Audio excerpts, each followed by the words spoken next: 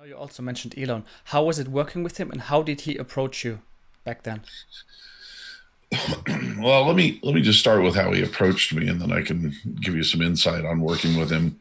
It was really a cold call on Elon's part to me back in July of, I believe it was July 14th of 2001. And the world was a different place at that point. That was pre 9/11, the attacks in New York City and Washington. And, it was kind of a peaceful, almost kind of lazy atmosphere at that time.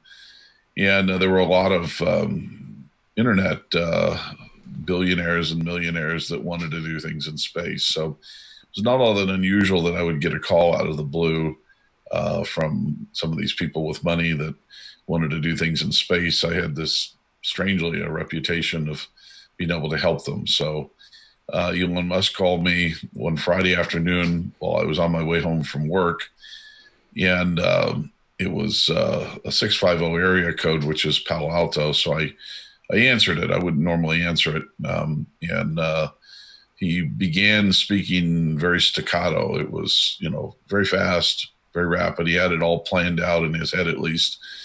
And something about an internet billionaire and private space and wanting to go to Mars, and wanted to talk to me about Russian rockets. And so, I had the top down on the car, and I said, listen, I'm almost home. I'll call you when I get home. He said, yeah, that's fine. So I got home, said hello to the kids, and went into my office, called that number back, and it was a fax machine. And fax machines are getting rare anymore, but they have this characteristic long squealing beep that's very unpleasant to listen to. And so I hung up the phone and thought, okay, he called me from a fax machine. So, didn't know if he was real or not. I didn't know who Elon Musk was. I thought he said Ian Musk, different name slightly. The accent was funny. I couldn't quite understand him. He was South African, but I didn't know that at the time.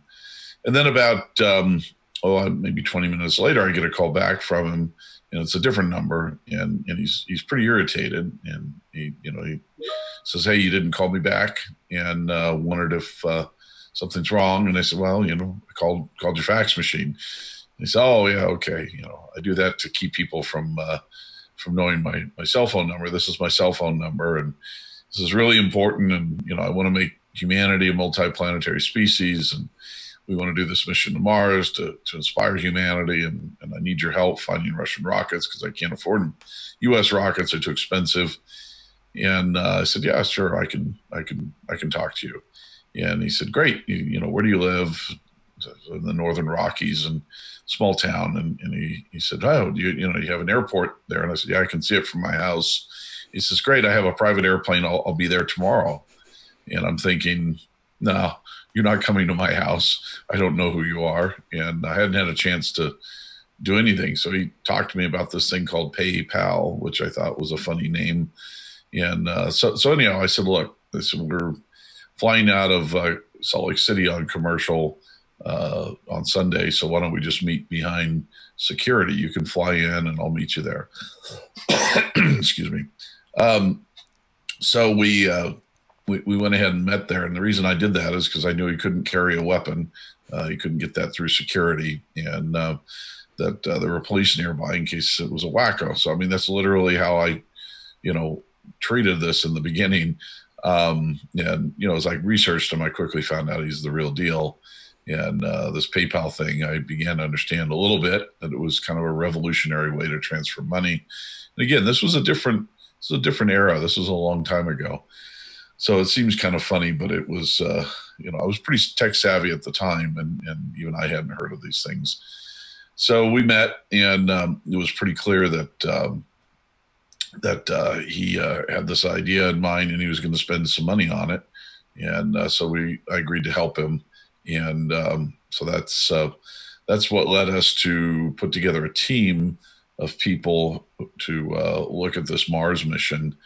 And we ended up convincing him to go with something that we called Mars Oasis, which was going to grow a plant on the surface of Mars rather than send mice to Mars.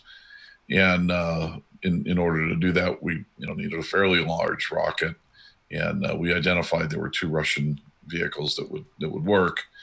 And because of my connections in the former Soviet Union, I made the arrangements, and we went over there a couple of times, unsuccessful in being able to buy the rockets. And so on the last trip over, after we finished on our way back, he announced to me and Mike Griffin, who later became the NASA administrator, by the way, that we were going to build this rocket ourselves. So, Mike and I were pretty surprised by that, and come to find out he'd been working with this team, some of which were amateur rocket type people, and they'd come up with a pretty good design for the Falcon 1. So that's how SpaceX started.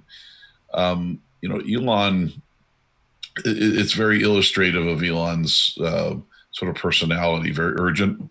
Everything's now. And then that's all good. When you're an entrepreneur, the best time is now for anything, whatever it is that needs to be done, you do it now. And you don't wait. There's not much else in your life besides this this idea you have or this objective you have.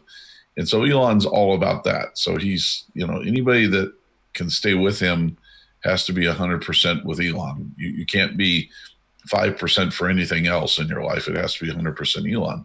So this presents problems for some people. Like me, I had a family, and I didn't really want to live in Los Angeles. I grew up there.